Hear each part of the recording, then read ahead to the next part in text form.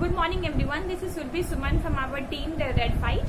हमने क्लास 8 के एक चैप्टर को कंप्लीट कर लिया है जिसका नाम था माइक्रो ऑर्गेनिज्म। हमने उस चैप्टर को बहुत अच्छी तरीके से कंप्लीट किया।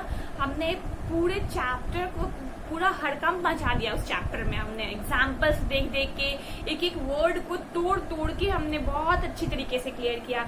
बहुत सारे हमने बेनिफिट्स देखे, बहुत सारे हार्म्स देखे, कौन से अलगी जो होते हैं वो फूड सप्लीमेंट के रूप में यूज होती है, और विद बहुत मेनी एग्जाम्पल्स हमने उस चैप्टर को कंप्लीट किया बहुत अच्छी तरीके से। अब जो है वो हम क्लास 8 के एक दूसरे चैप्टर को स्टार्ट करने जा रहे हैं जिसका नाम है रिप्रोडक्शन इन ऑर्गेनिज्म। और ये चैप्टर पूरे साइंस में, अगर बोलो आपकी पूरे साइंस की बुक की अगर मैं बात करूं तो one of the most important है। अब इम्पॉर्टेंट क्यों है जरा वो भी हम लोग देख ले। जो बच्चे मेडिकल की तैयारी करना चाहते हैं, आगे चलकर डॉक्टर बनना चाहते हैं, उनके लिए तो ये बिल्कुल, ये तो मतलब जो कहते हैं ना कोई भी चीज का रहस्य जो होता है वो की है, ये चाबी है आपकी। वो मेडिकल एंट्रेंस का जो गेट होता है ना, गेट की ये चाबी है। और ये चाबी कैसे, सोचो, ये जो रिप्रोडक्शन इन ऑर्गेनिज्म है ये क्लास 12 में भी आप पढ़ोगे, ठीक है। अभी क्या है सॉरी, अभी इसका बेसिक्स क्लियर करना है। जैसे अभी मैं आपको थोड़े देर में जब लेक्चर आगे मैं कंटिन्यू करूंगी तो आपको मैं सेक्सुअल रिप्रोडक्शन और एसेक्सुअल रिप्रोडक्शन पढ़ाऊंगी, ठीक है। तो अभी मैं क्या करूंगी, आपको मैं समझाऊंगी, डेफिनेशंस बताऊंगी और विथ बहुत सारे एग्जांपल्स मैं आपको बिल्कुल अच्छी तरीके से क्लियर करवा दूंगी। और जैसे ही आप 12th स्टैंडर्ड में जाओगे ये एक अलग चैप्टर ही बन जाएगा, जहां पे आज आप एक चैप्टर की सब हेडिंग पढ़ रहे हो, एसेक्सुअल और सेक्सुअल, और वैसे ही आप 12th में जाओगे तो ये अलग सा चैप्टर आपको मिलेगा, sexual reproduction in organism, asexual reproduction in organism. तो सोचो एक पूरा चैप्टर बन जाएगा तो उसका आपको बेसिक्स तो मजबूत करना पड़ेगा ना। एक पूरा चैप्टर आपको पढ़ना है आगे चल के, और उसका छोटा सा पार्ट मैं अभी देख रही हूँ तो वो क्या है, उसका बेस है। जैसे कोई भी प्लांट लगाते हो तो क्या होता है, लोग कहते हैं ना उसका जड़ मजबूत होना चाहिए, तभी वो प्लांट जो होता है वो टिक सकता है आंधी तूफान में।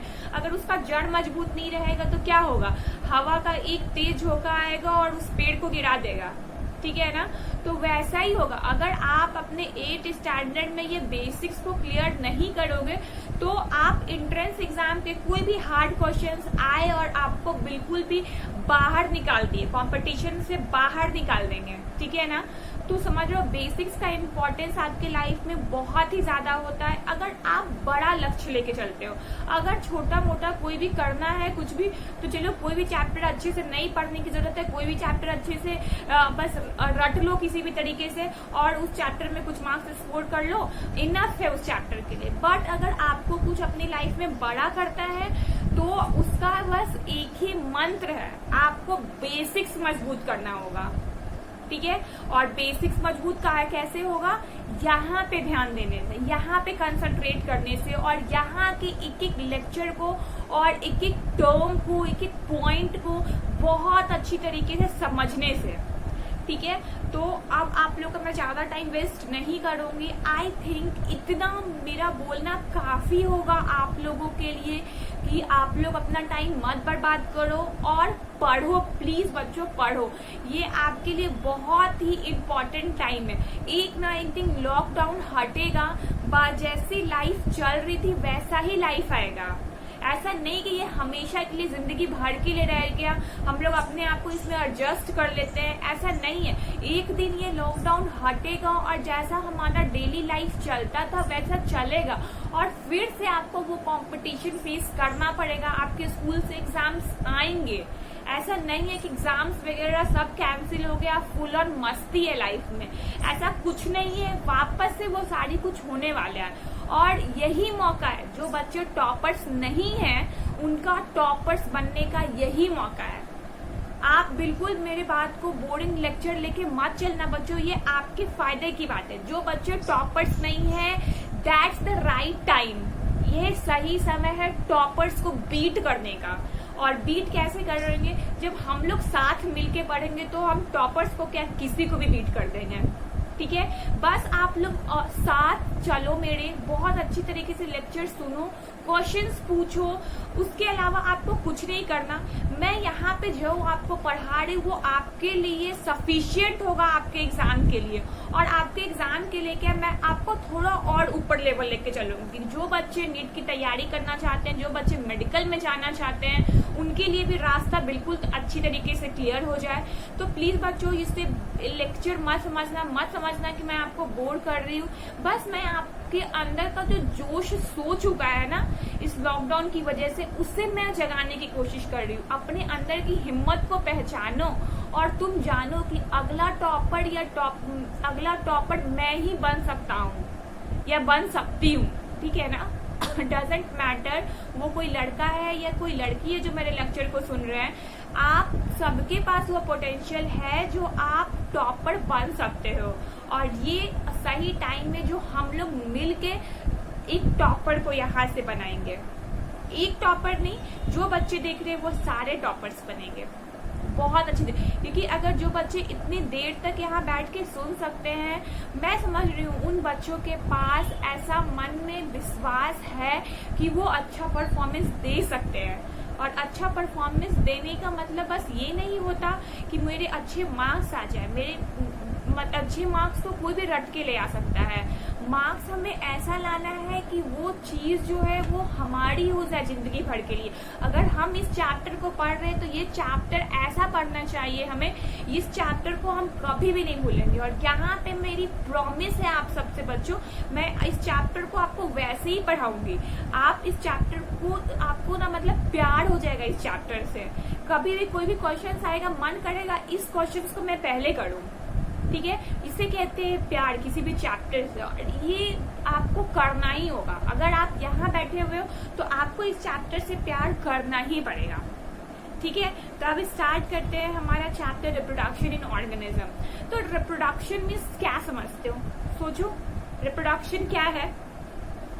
देखो रिप्रोडक्शन और वाई क्यों है रिप्रोडक्शन, ऐसा मतलब क्यों रिप्रोडक्शन क्यों हो रहा है। देखो अगर सबसे पहले मैं वाई का आंसर देती हूँ क्यों का। अगर मान लो कि रिप्रोडक्शन नहीं होता तो हमारा जो संसार है वो आगे नहीं बढ़ता, एक जगह जाके फुल स्टॉप हो जाता। कैसे फुल स्टॉप हो जाता था। रिप्रोडक्शन क्या होता है, ऑफ स्प्रिंग को प्रोड्यूस करना। मतलब कि अगर कोई भी पेरेंट्स है, अगर वो कोई भी बर्थ मतलब किसी भी बच्चे का बर्थ हो रहा है, ठीक है, तो वो जो ऑफ स्प्रिंग प्रोड्यूस हो रहा है उसे कहते हैं रिप्रोडक्शन, ठीक है। तो अगर मान लो कि रिप्रोडक्शन नहीं होता तो किसी भी यंग वन का किसी का भी बर्थ नहीं होता, और बर्थ नहीं होता तो समझ रहे हो आप ये संसार आगे बढ़ता क्या, नहीं बढ़ता, एक जगह पे जाके स्टॉप हो जाता, ठीक है। तो कंटिन्यूटी ऑफ अर्थ के लिए, कंटिन्यूटी जो बनाए रखने के लिए है वो रिप्रोडक्शन जो है बहुत ही इम्पोर्टेंट है। समझ में आ रहा है।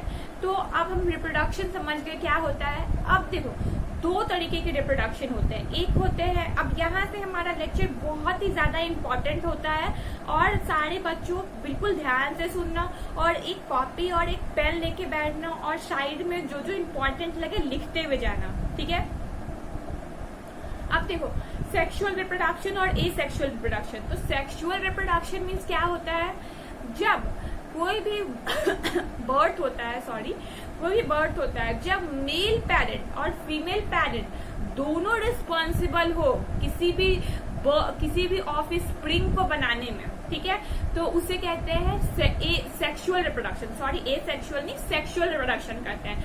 When both parents are involve then it is called sexual reproduction. जब दोनों पेरेंट्स का इन्वॉल्वमेंट होता है तो सेक्सुअल रिप्रोडक्शन होता है। जैसे ह्यूमंस, एग्जांपल ले लो आप ह्यूमंस की, ठीक है।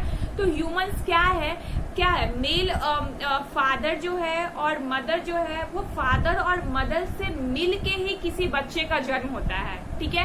तो जब वहां पर रिप्रोडक्शन हो रहा है तो क्या हो रहा है, मेल पेरेंट्स भी रिस्पॉन्सिबल है और फीमेल पेरेंट्स भी रिस्पॉन्सिबल है, तभी तो हो रहा है। तो क्या हो रहा है, involvement of both the parents हो रहा है। जब involvement of both the parents होगा तो मैंने क्या बोला, सेक्सुअल रिप्रोडक्शन होगा, ठीक है। मेरे ख्याल से सेक्सुअल रिप्रोडक्शन क्लियर है एवरीवन, ठीक है।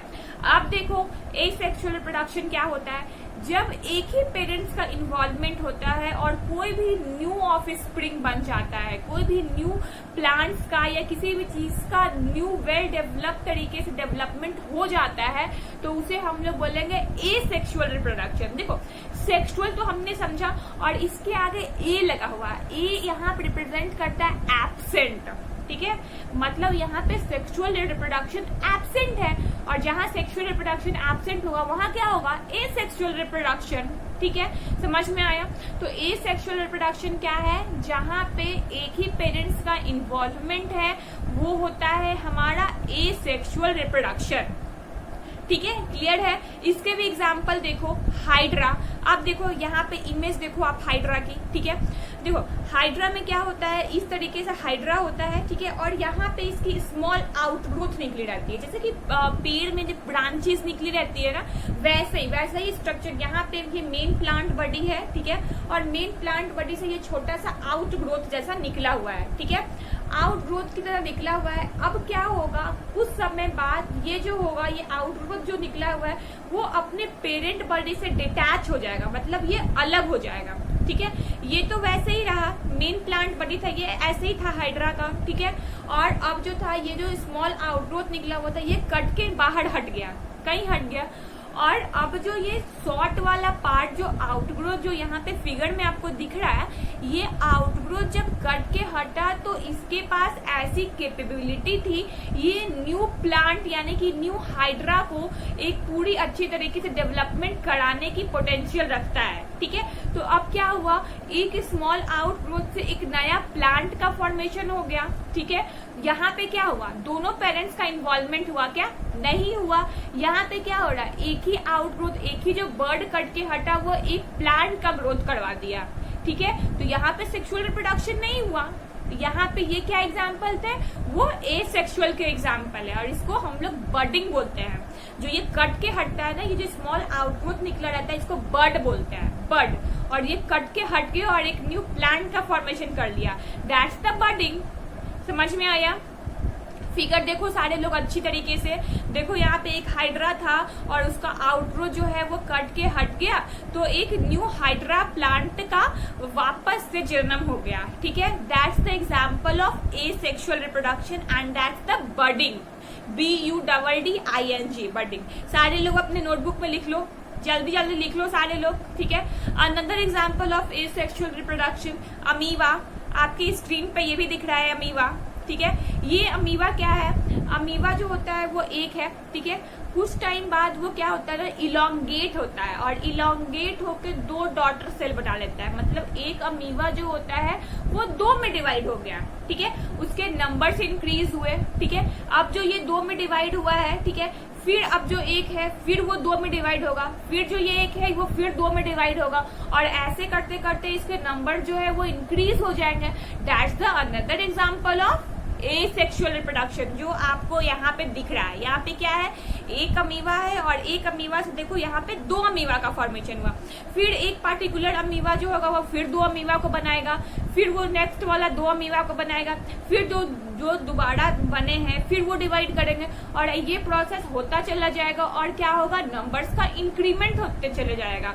तो that's the example of asexual reproduction. ऐसे बहुत सारे एग्जाम्पल्स और हैं जो मैं आपको नेक्स्ट लेक्चर में दूंगी, और नेक्स्ट लेक्चर बहुत ही इंपॉर्टेंट होने वाला है, बिकॉज वहां पे मैं सेक्सुअल के और एसेक्सुअल के ढेरों एग्जाम्पल देने वाली हूँ, जो कि आपको बिल्कुल दिमाग में हिट करेगा वो एग्जाम्पल्स। ठीक है, तो नेक्स्ट लेक्चर बिल्कुल मिस मत करना, और आज के लेक्चर का रिप्रोडक्शन, सेक्सुअल रिप्रोडक्शन और एसेक्सुअल रिप्रोडक्शन अपने नोटबुक में लिखना सारे लोग, और एक शॉर्ट नोट बनाते हुए चलना। ठीक है एवरीवन, थैंक यू।